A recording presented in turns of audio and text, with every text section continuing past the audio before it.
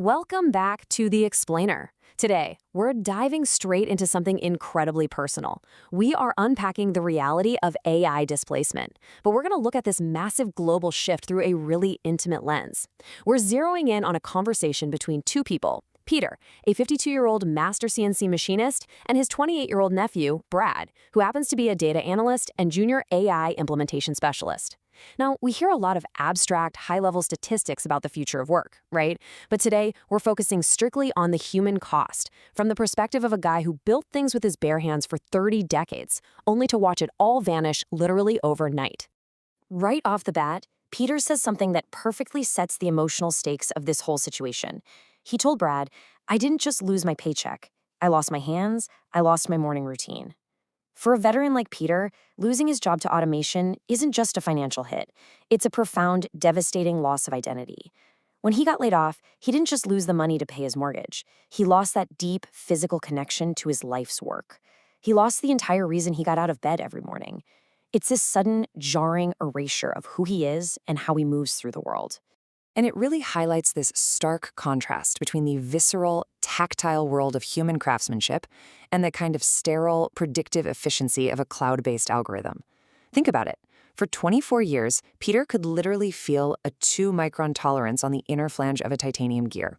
He wasn't using lasers for that. He was using skin, oil, sweat, and decades of hard-earned experience. But the AI that replaced him, it lives in a totally different universe.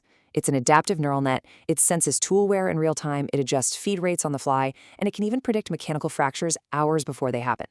So what we're looking at is a direct clash between lived human intuition and cold, calculated perfection. 32. Just let that number sink in for a second. 32 veteran workers were handed cardboard boxes by 4 p.m. on a Tuesday, all because a young kid loaded a single script into a centralized server. That's 32 entire careers. 32 sets of finely tuned skills, all rendered completely obsolete in a single afternoon. The suddenness of it is honestly staggering. It really shows how quickly an entire community on a factory floor can be totally dismantled, not by bigger, better physical machines, but by invisible code. So that brings us to part one of our explainer, the efficiency disconnect, where we'll look at corporate survival versus human catastrophe. Now, you've probably heard buzzwords like labor automation or the future of work tossed around in boardrooms. They're usually used to justify survival against competitors in places like Seoul or Frankfurt, but they completely mask the true human cost.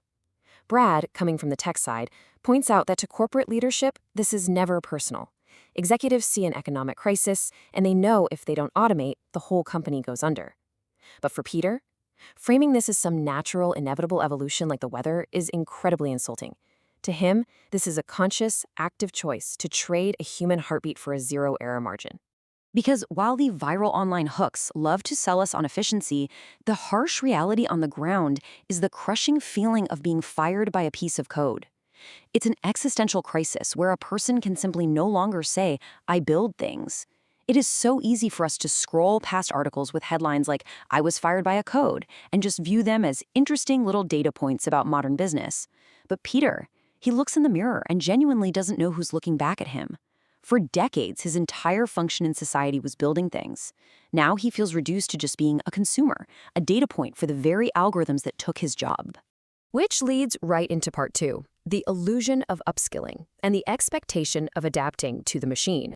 So, what's the supposed fix? Well, when analysts like Brad are asked what people should be studying in 2026, the list completely moves away from physical manipulation. Instead, it's all about prompt engineering, system oversight, emotional management. Brad flat out admits he no longer advises anyone to learn how to manipulate physical objects with repetitive precision. The focus has completely shifted to managing the system, basically studying whatever the machine can't simulate quite yet. But Peter sums up the problem with this perfectly. He says it's like asking a master chef to watch a microwave heat up frozen meals and then calling him a culinary consultant. You know? Asking a 52-year-old master tradesman to sit there and click boxes to validate a machine's decisions. That isn't upskilling, it's psychological humiliation. Imagine spending your entire life mastering this highly complex physical craft, only to be told your new gig is sitting in a cubicle, staring at a monitor, acting as a rubber stamp for an AI that does the actual work faster and better than you ever could. To someone like Peter, that doesn't fix the problem. It just strips away the core dignity of the work. Let's step back and look at the bigger picture in part 3, the hands and the brain, a historical perspective. Because historically speaking, there is a profound distinction here. Brad uses the historical argument. Humanity survived mechanical looms in the 19th century.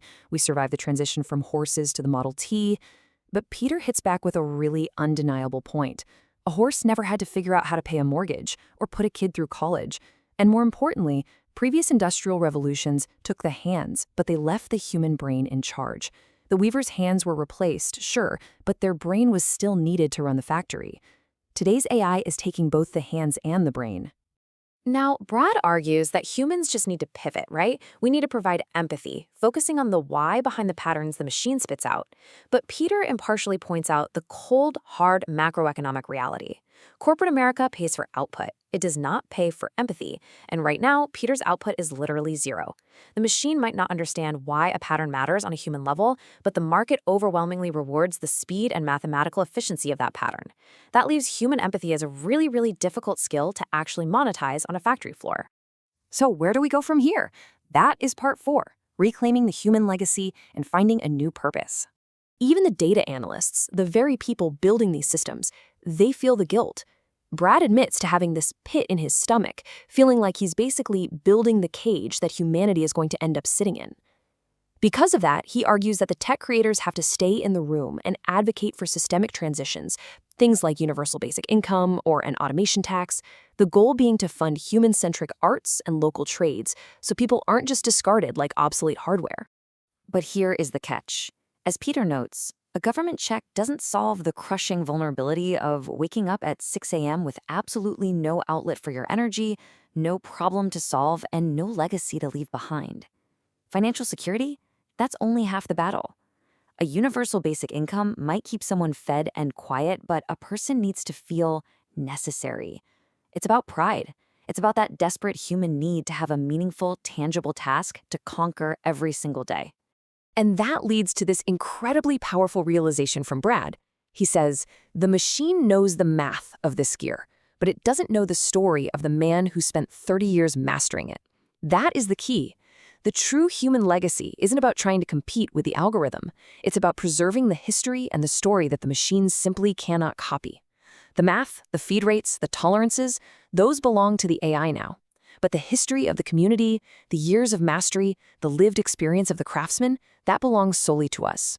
Brad urges Peter to teach the next generation what the machine doesn't know, shifting his legacy instead of letting it be totally erased.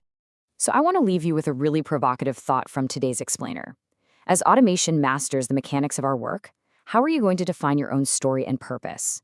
Because yeah, the code might have cleared out the factory floor, but as Peter realized while holding that titanium gear, the code doesn't get the final word. When the doing is completely taken over by machines, we are forced to discover what actually makes us human. Think about your own skills, your own legacy. What is the one thing you have that the machine can never, ever replicate?